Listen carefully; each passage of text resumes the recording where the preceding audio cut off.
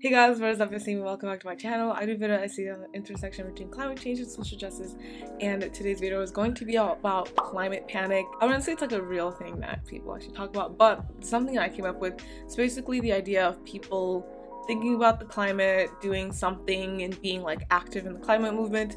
And I'm talking today about why, just kind of having a conversation on why more people aren't like in the environmental movement, considering how big of an issue it is and considering how kind of dire the situation is. This is mostly just my observations based off of my 2 eyes and a lot of what I see on social media specifically.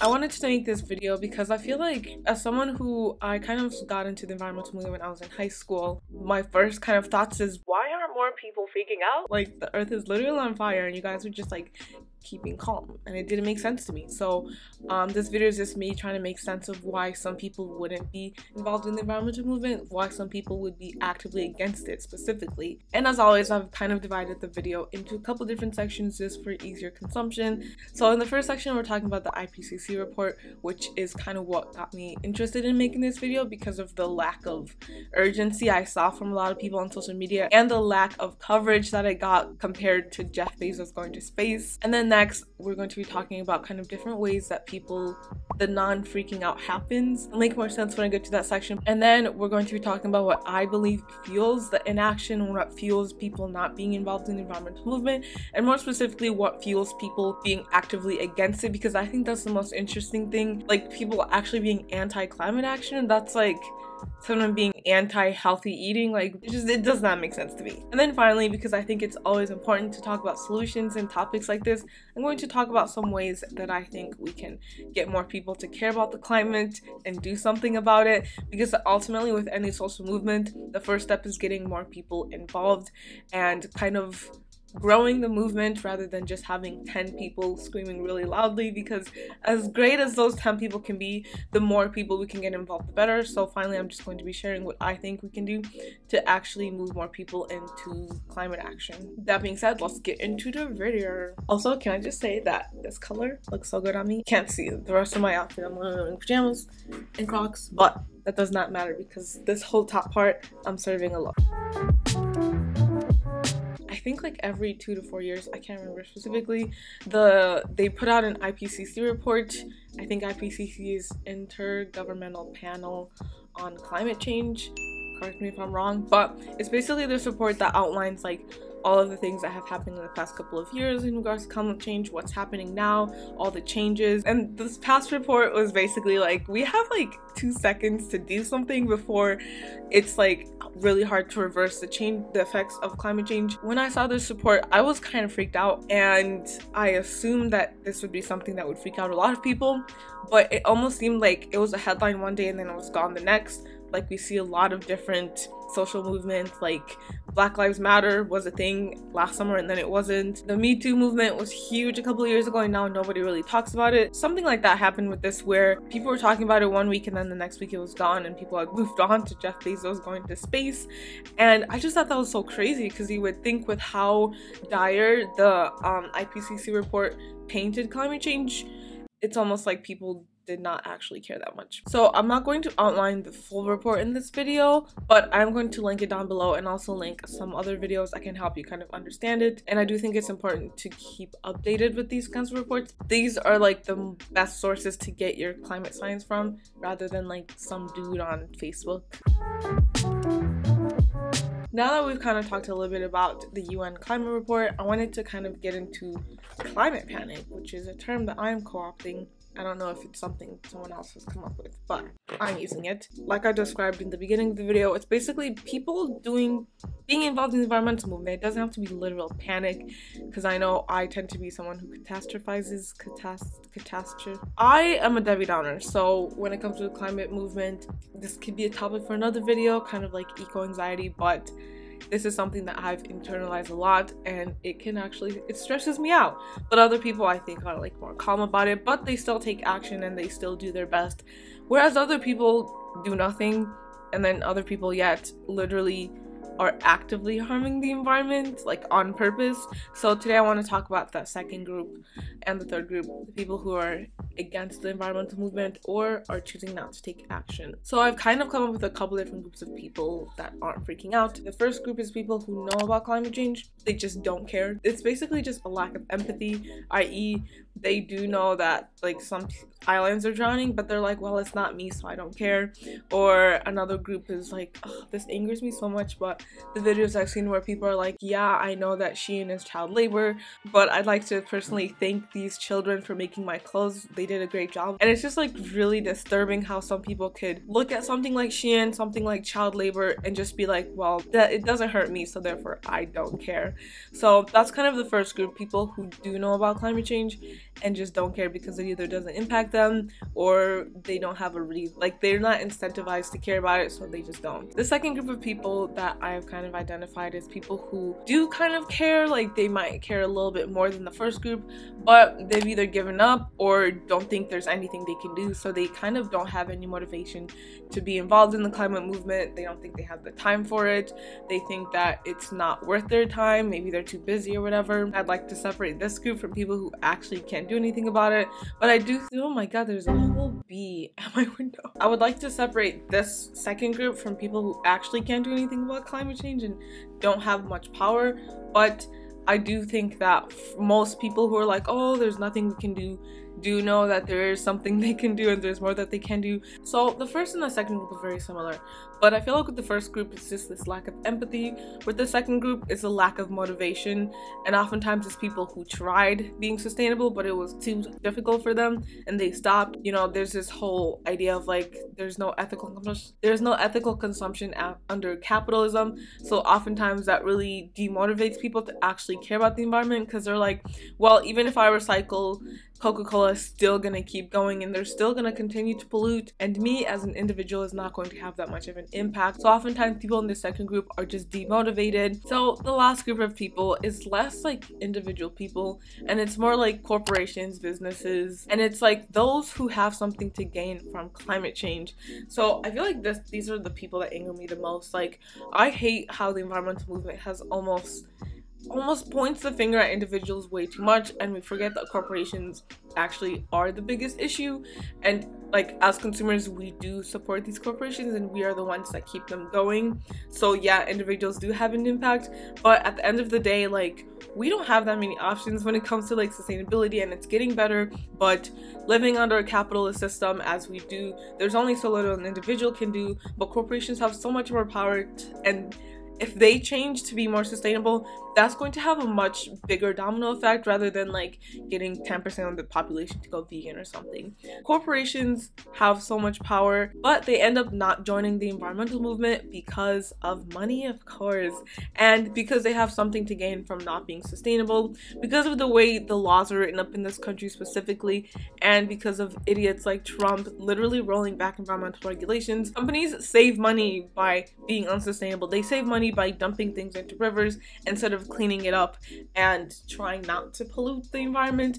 At the end of the day, companies just save money by being unsustainable, so therefore that's what they're going to continue to do, and the government is not. That's another conversation. Let's not bring the government into this. But this third group is like more businesses, and they don't end up joining the environmental movement because it's cheaper in the short run anyways to be unsustainable. And I actually took a class about businesses and sustainability, and what ends up happening is that in the long run having a sustainable business is actually cheaper. Just how as an individual you doing zero waste and even like eating vegan, things like that, these things actually end up saving you money, but in the short run usually businesses are very like short-minded, so in the short run being unsustainable is what's going to save you money, so that's what businesses end up doing.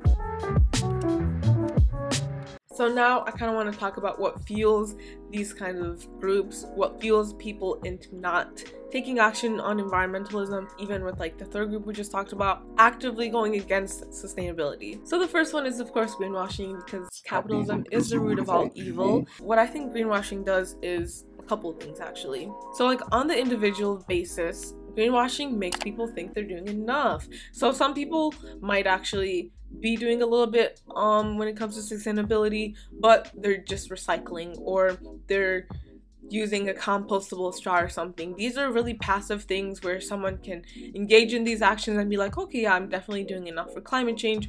But if you're not actively thinking about your actions when it comes to sustainability, you're probably being greenwashed. Starbucks came out with like a cup that I'm pretty sure they banned straws or something, but they came out with a cup where you can just like drink from it without a straw. And I feel like a lot of people, if they didn't actively think about not using a straw, they might be like, oh, I'm not using a straw anymore because Starbucks stopped giving them to me. I'm doing so great for the environment. And it kind of like puts you at a place where you don't really want to seek out more actions you can do to be more sustainable because you feel like you're doing enough. But at the end of the day, you've just been greenwashed that you're still using a plastic cup, if that makes sense. So that's the first thing it does. It basically makes people think they're doing a lot when they're literally doing the least.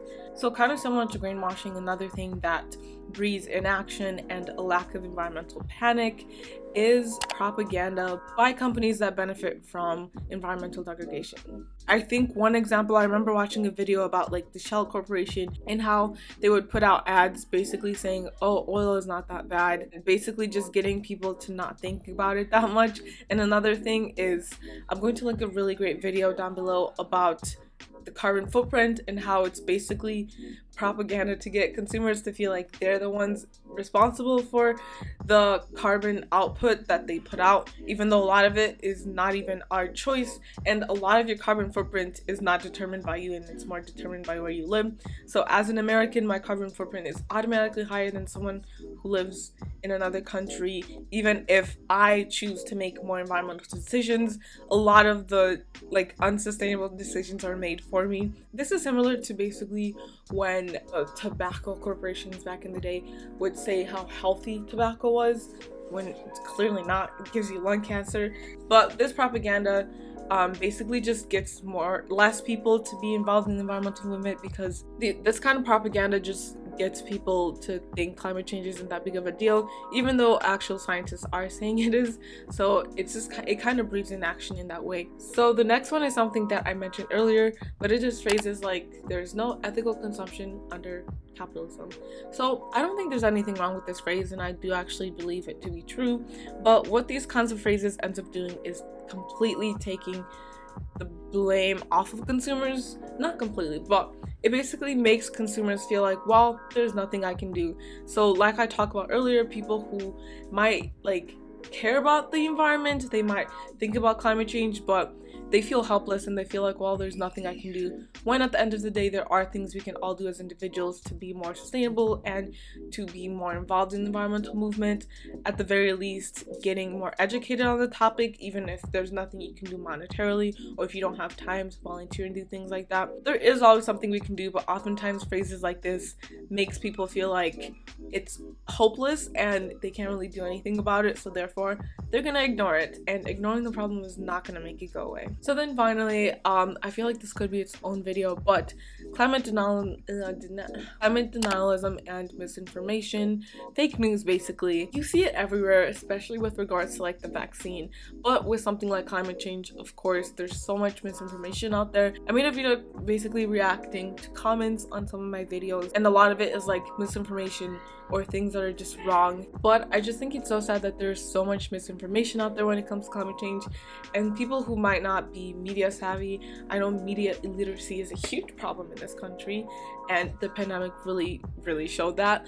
But people who might not really understand how to like critically look at things online might read these types of things and then come to the wrong conclusions about climate change. So this is definitely something that can fuel, sometimes I forget English, but this is definitely something that can fuel climate inaction and make people think that, well, there's not much we can be doing and not much that we should be doing. One of my favorite things though, I will literally insert this into every video that I can, that all of the water levels around the world rise by let's say 5 feet over the next 100 years, say 10 feet by the next 100 years, and it puts all the low-lying areas on the coast underwater, right? Which, let's say all of that happens.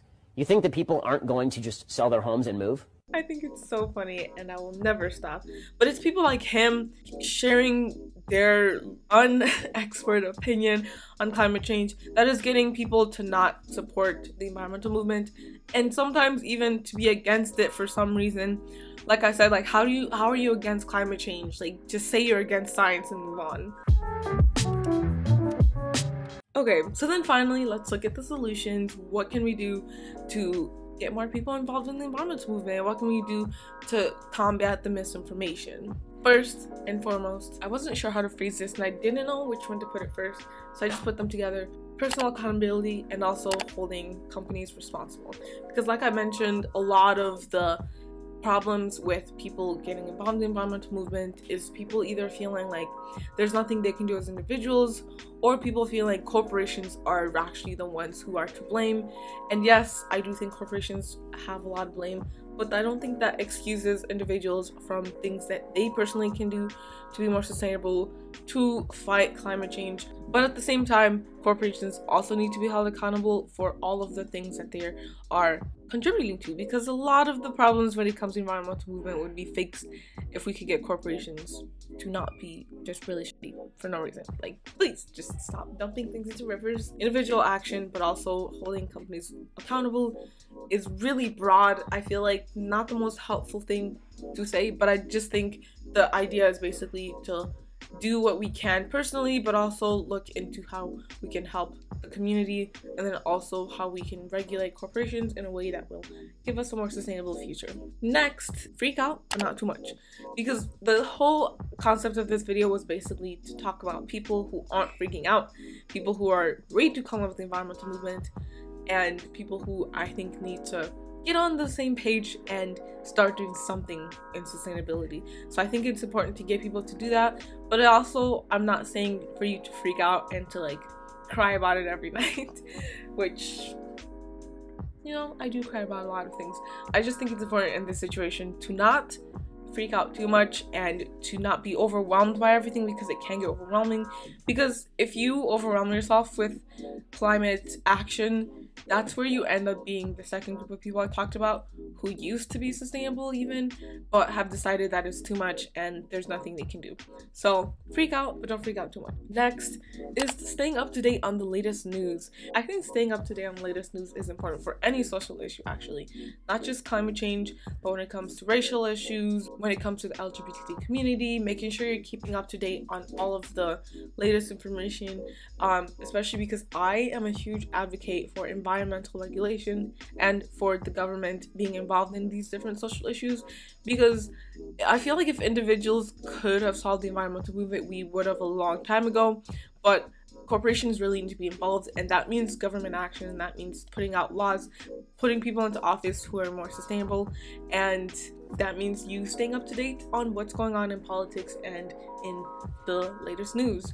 I think an example of this is freaking Texas. What the heck is going on with like the abortion like bill that just came out in Texas? Like, those are the things where if you're involved in the women's rights movement, that's something you should be up to date on, and that's something you should be talking about with people around you, and just keeping up to date with the news.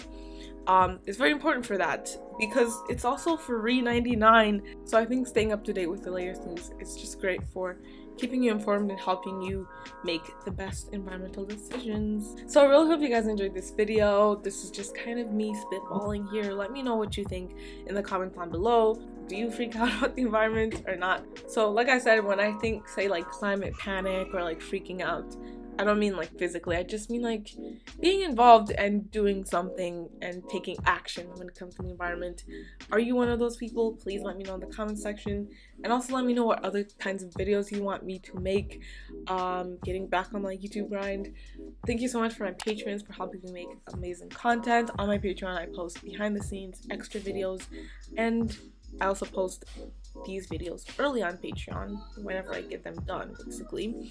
So follow me on Patreon for extra content, early content, stuff like that. I'll have all my social media linked down below, so you can follow me on Instagram and Twitter, and TikTok. You can follow me on TikTok. That being said, I think that's it for today's video. I really hope you guys enjoyed it, and I'll see you in my next one. Bye guys.